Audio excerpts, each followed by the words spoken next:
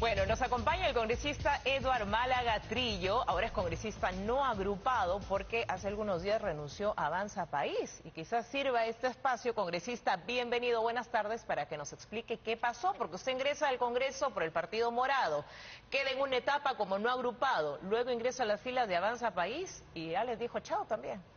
Buenas tardes, Patricia, gracias por la invitación. Bueno, has tomado un preámbulo interesante. Mira, la renuncia de Avanza País se da al partido en diciembre del año pasado, por motivos electorales básicamente, porque yo no estaba de acuerdo con la candidatura que se vocea en ese partido y porque ir con esa lista congresal significaba apoyar una candidatura presidencial con la cual no estoy de acuerdo. ¿De quién? Entonces, de Philip Butters. De Philip Butters. Entonces, ese es el principio del asunto. Y claro, tarde o temprano, seguir con la marca Avanza País, incluso en el Congreso, significa no desmarcarse totalmente de esa tendencia, ¿no? Entonces, la renuncia a la bancada se dio en enero, 6 de enero, en realidad. Hay solo una carta de renuncia del 6 de enero, no de ahora. Pero decidimos esperar un poco con el trámite porque había algunas iniciativas de ley que queríamos todavía sacar adelante. Una de ellas es, por ejemplo, la derogatoria de la moratoria de los organismos transgénicos, sí, que por ejemplo, que ya vamos a hablar. Claro, y que tuvo, creo, conversaciones con el propio ministro, ¿no? Pero ya lo hablaremos. Así ya lo hablaremos. Entonces, claro, ha habido, digamos, en aras de sacar adelante algunas iniciativas, dijimos vamos a esperar un poco, y ahora que ya se han anunciado las elecciones, pues creo que es hora ya de dejar claro que no, muy probablemente no iré con Avanza. Por lo demás, todo bien. Sí. Me dice que el punto de quiebre fue la postulación o que sea ya eventual candidato, el señor Philip Butters. ¿Por qué no lo deseas como cabeza de lista del partido? Como candidato presidencial. Como candidato. Porque siento que ha sido una candidatura un tanto improvisada, o por lo menos se ha guardado bajo 4 llaves, y no ha quedado claro cuál es la visión del país, cuáles son los planes, cuál es su ideología. No se ha alineado esto con la línea ideológica del partido, no ha habido una comunicación entre el partido y la bancada para hacer esto, digamos, de común acuerdo. ¿Le consultaron a usted, por lo menos, consultar, pero por lo menos informarle, ¿no? Ahí sí hubo una incomodidad. Yo me comuniqué con el partido porque me he enterado por los medios en su momento. Entonces me parecía que no era justo enterarse cuando uno ya está subido sobre el caballo, ¿no? Entonces, bueno, en fin, esas cosas se dan. Y esa fue la decisión que tomé, a costa de quedarme sin partido con qué correr a la candidatura. Y usted dijo, me voy. Ahora, no es nuevo que usted quiere intentar una reelección. ¿Con quién está coqueteando? ¿Renovación Popular sería o...? No estoy coqueteando con nadie, pero hay conversaciones, obviamente. ¿Coquetean con usted o no? Tampoco. No hablemos de coquetear, Patricia. Digamos que siempre hay conversaciones con partidos y líderes interesados. Renovación es uno de ellos, pero la decisión se va a tomar mucho más adelante todavía, porque creo que es importante terminar de hacer la labor del Congreso antes de pasar al rol de candidato. O sea, con Renovación Popular sería una posibilidad. Sería una posibilidad, aunque todavía hay cosas que limar ahí. ¿Cómo? Los temas ideológicos, por ejemplo. A mí me parece que hay líneas duras, ultraconservadoras, que yo no suscribo, y que creo que tendríamos que llegar a un punto medio, ¿no? Sobre eso. Básicamente la postura del partido, el señor Rafael López Aliaga. Con Rafael López Aliaga he conversado y hay muchos puntos de consenso, ¿ya? Pero el partido y la bancada, como digo, tienen una postura en algunos temas ultraconservadora que yo no suscribo ni puedo suscribir, ¿no? Y creo que o se corrige eso, porque creo que no le hace bien a ningún partido en el Perú ser tan radical en asuntos como, por ejemplo, ambiente, cultura y derechos humanos.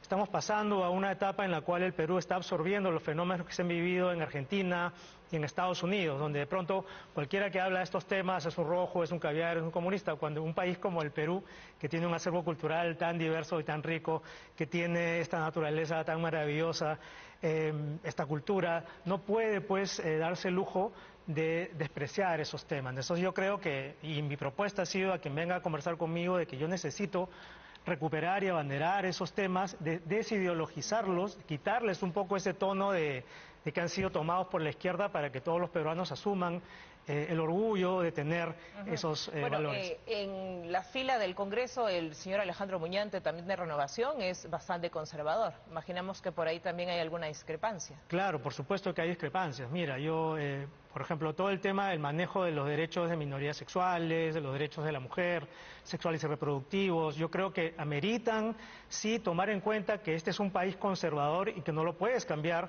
de la noche a la mañana, y esto es tanto en el ámbito rural como urbano, pero al mismo tiempo también tienes que darte cuenta que las luchas por los derechos tienen que ser respetadas y no puedes simplemente clausurar todo un grupo porque no piensas como él. Yo creo que la apertura es sumamente fundamental. Si nos dice que el tenemos un enfrentamiento, perdóname, tenemos un enfrentamiento muy vicioso, un enfrentamiento muy duro entre lo que es derecha, izquierda, caviar, anticaviar, y ese ruido hace que perdamos de vista la importancia de otros temas. Como si fuera blanco-negro, pero claro, pareciera que le está pidiendo mucho Renovación, ¿no? Con la postura conservadora que tiene. Así es, por eso te digo que nada está decidido, pero hay que conversar. Obviamente los acuerdos que llegarán sobre la base de intereses comunes y las discrepancias tendrán que ser dejadas a un lado para poder avanzar en algunas cosas, ¿no? Si a mí me interesa avanzar en ciencia, en cultura, en educación, en salud y en ambiente, pues me puedo concentrar en eso, ¿no? Y dejar los otros temas, digamos, en un segundo plano por mientras, porque uno no puede ser todista. Pero queda claro que sí va por la reelección. Eso sí, la intención es ir por la reelección y de invitado. De invitado, claro. Además, por los plazos electorales, usted ingresaría en el 20% de invitado. Así es. ¿No? Bueno. En solitario parecía que usted hablaba de la interpelación. El presidente del Consejo de Ministros, es más, su entonces colega de bancada, Alejandro Cabero, dijo y deslizó una suerte de figuretismo de su parte, que eso no lo conversó con los otros integrantes de Avanza País en su momento, pero luego tuvo el respaldo de más de 20 firmas. Ahora vemos que la interpelación es un hecho y el 9 de abril estará el presidente del Consejo de Ministros. Han tenido varias adherencias. ¿Se sumó Fuerza Popular? No se sumó, ni para las firmas ni para los votos. Y con respecto a lo que acabas de mencionar, yo quiero decir que como muchas cosas que he emprendido en el Congreso, finalmente las cosas se imponen, la verdad se impone, la objetividad se impone. En mi presentación en el Congreso yo dije que esta moción de interpelación no tiene cálculo ni interés político. De hecho, ahora ya como no he agrupado tampoco represento a ningún partido ni a ningún líder político que tenga que hacer un cálculo al respecto. Es simplemente la necesidad, que creo que tiene que ser representada de la ciudadanía, de que el Premier vaya a dar explicaciones por la dirección de todas las políticas de gobierno. Estamos viendo cómo uno tras otro sector todos los días nos sorprenden con escándalos, con problemas de mala gestión que están costando vidas, Patricia. Entonces, más allá de interpelar uno por uno a los ministros, ¿te imaginas lo desgastante que es? Yo creo que lo más importante ahora es conocer de la cabeza del gabinete de quien designa y cambia y remueve y mantiene e insiste y defiende a esos ministros. ¿Por qué? El pacto político, ¿cree que ha primado aquí para que en algunos casos Fuerza Popular, me parece ninguna de las mociones de interpelación ha firmado, ha suscrito, pero en este caso sigue pesando esa alianza que tanto se denuncia, APP y Fuerza Popular? Lo que pasa es que no va a haber, nunca vas a tener un comunicado de Fuerza Popular explicando sus motivos, ¿no? Lo mismo con APP. Lamentablemente son un tanto crípticos en este sentido, no te revelan su intención de fondo. A mí me da la impresión de un cálculo que no sé explicar del todo. Me ha parecido que en algún momento habría habido quienes apostaban por una vacancia, por ejemplo, pero eso sí me parece a mí desestabilizar el país porque sería darle el poder dejar el poder en manos de un congresista de una bancada que probablemente estará muy cuestionada. Entonces, digamos, ese tipo de cálculos de que en el último año no se puede cerrar el Congreso, que ahora se puede vacar a la presidenta, son cosas que se han estado rumoreando. Y más allá de eso, cuando yo he conversado con mis colegas para conseguir las firmas de la interpelación, algunos decían que no era el momento, otros decían que quizás era golpear mucho al gobierno, y yo estaba con mucha sorpresa, Patricia, porque a mí me parecía, insisto, en que no solo es obligación del Congreso hacer control político en un momento tan justificado como este, sino que además es obligación del primer ministro, sobre todo de él, mostrar la disposición a informar. Incluso él podría venir de motus propio al Congreso un día más, un día adicional para tocar los temas que no están en esta moción de interpelación, que son muchos. Son renuentes muchos congresistas cuando se los cita a comisiones, pero en fin, ¿para usted Gustavo Arancén debe dar un paso al costado? Para mí que sí. Para mí que sí. No sé si has tenido tiempo o ocasión de revisar la moción de interpelación. La he escrito yo. 43 ya, y sobre todo el sustento, ¿no? Y me he enfocado en tratar de dejar en claro que el hecho de que tengamos estos problemas con la inseguridad ciudadana, con el manejo económico, en un contexto de alto crecimiento y cuando se reactiva la economía, ¿no es cierto? El tema de Petroperú, el salvataje de Petroperú, el tema de salud, el tema del Ministerio de Salud, ahora lo de Guasimicuna, los aeropuertos que están en franco declive y en muchos problemas, la gestión del Ministerio de Cultura, el Ministerio de Ambiente, en fin, hay muchos ministerios que están involucrados y lo que hay que entender, Patricia, es que todo esto responde a una coordinación y a un liderazgo que debe venir del Premier. Por ejemplo, así es. Por ejemplo, el tema de la minería ilegal, que lo acabas de tratar con tu invitado anterior, con el señor Gil. La minería ilegal se considera un delito ambiental.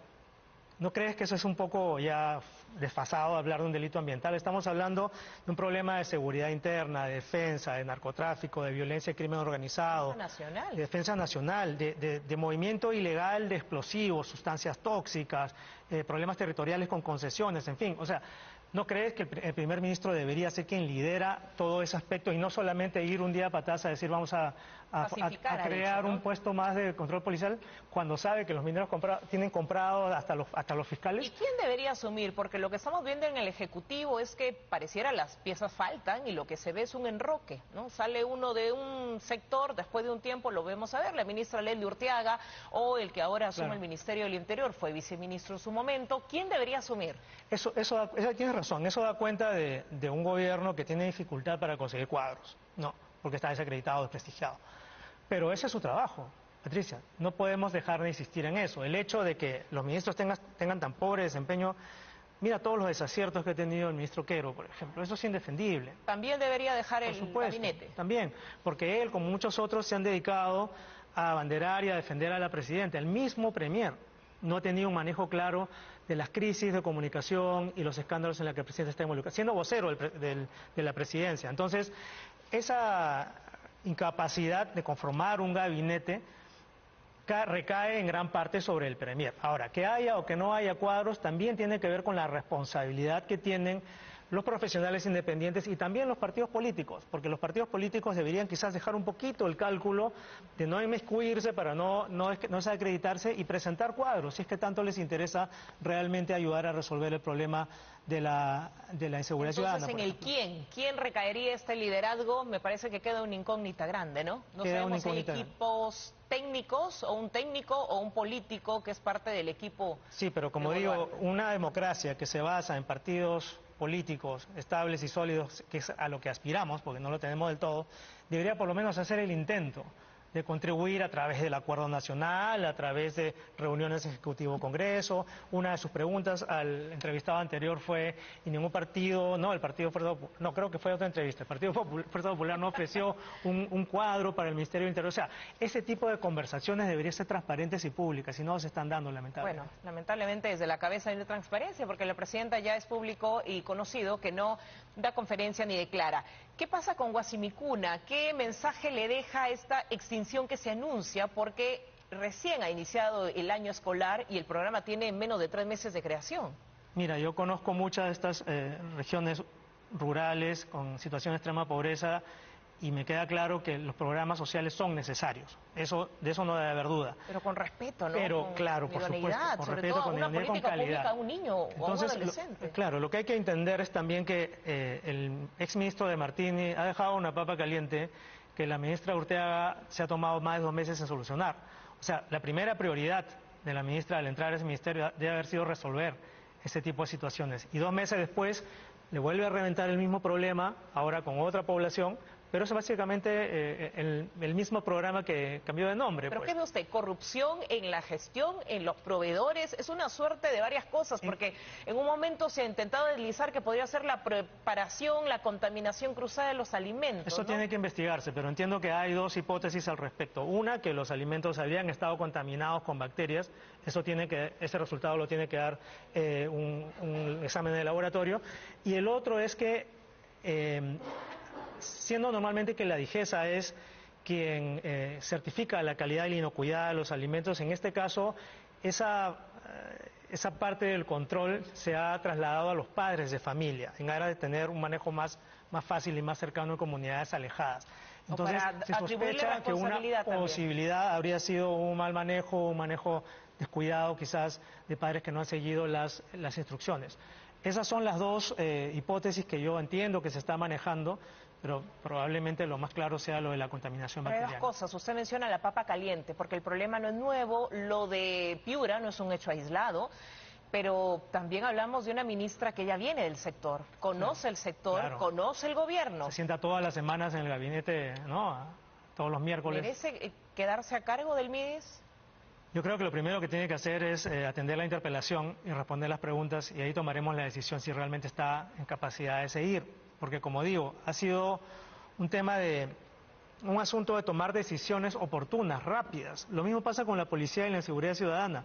Sabemos que la policía está mal pagada, hay problemas de corrupción, hay problemas de coimas para ascensos, no están bien equipados, etcétera. ¿Y cuándo viene la reforma de la policía? Nadie que asuma le está anunciando. Lo mismo pasa con Guasimicuna y los programas sociales. ¿Y la extinción Quien asuma eso es el tendría que camino? inmediatamente reformar los programas La sociales. extinción es el camino porque mañana continúan las clases. Muchos alumnos irán sin probar bocado en casa. Por supuesto que no. Ella tiene Entonces, que no es el proponer. camino. No, ella tiene que proponer una solución inmediata, un reemplazo inmediato, no simplemente cambiarle de nombre.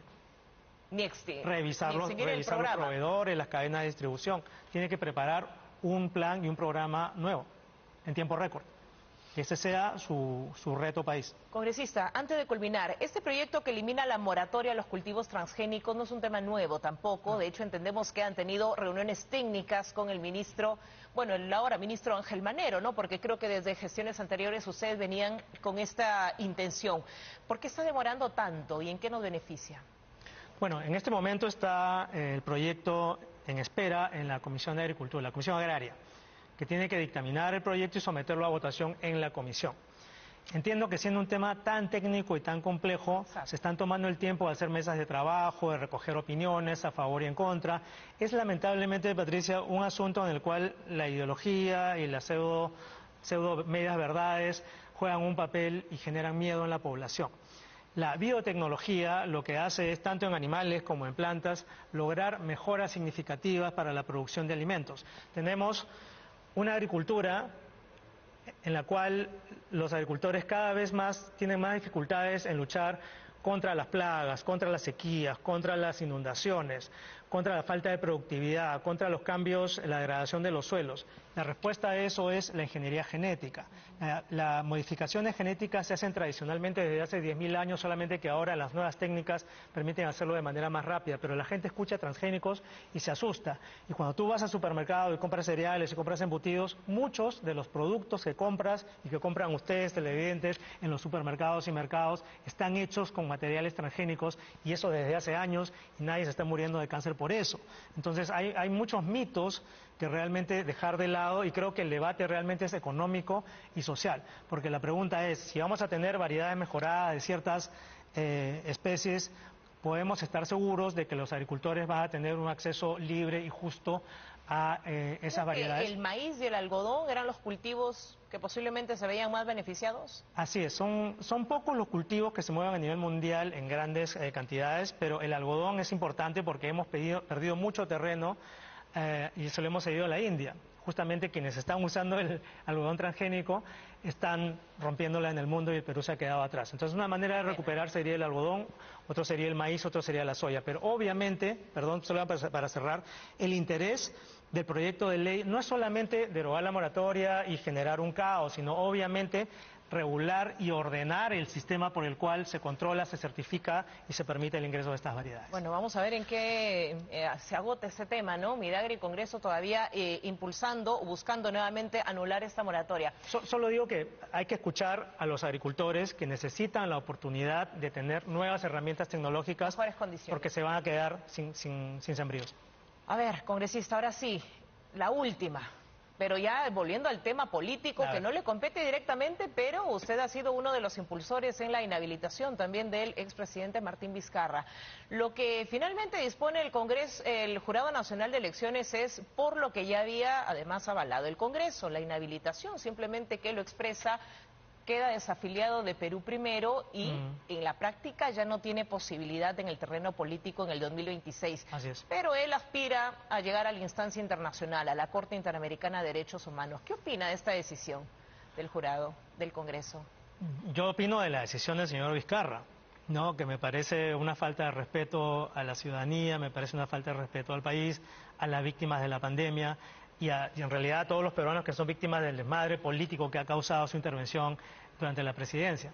Bueno, yo creo que más allá de lo que pase con su apelación, yo creo que la ciudadanía debería tener claro quién es el señor Vizcarra y la democracia debería decidir finalmente que él no sea quien llegue a estas instancias de elecciones. Pero usted no debe estar en la campaña del 2026. No debe estar en esa lista, no debe estar en esa cédula.